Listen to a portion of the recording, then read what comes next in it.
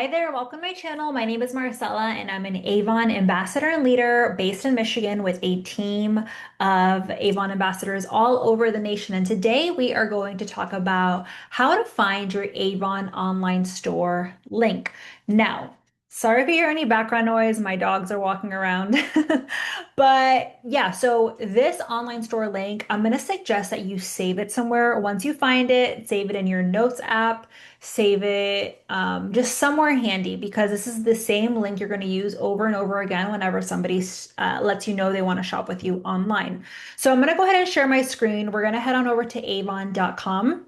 Okay, so you're going to want to log into your avon.com account, and then you're going to see here, I'm going to zoom in a little bit so it's easier to see.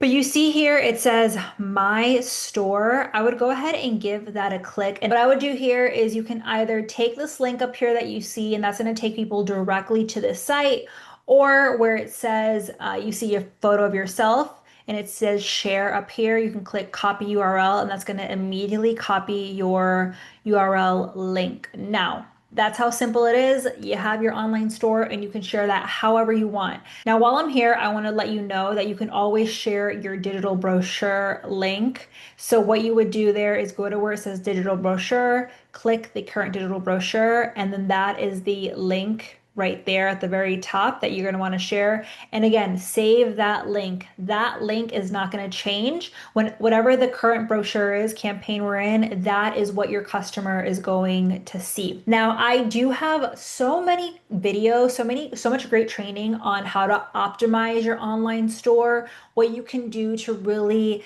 personalize your online store. So I'm going to leave all of those videos linked down below for you so you can reference those and really grow your online presence.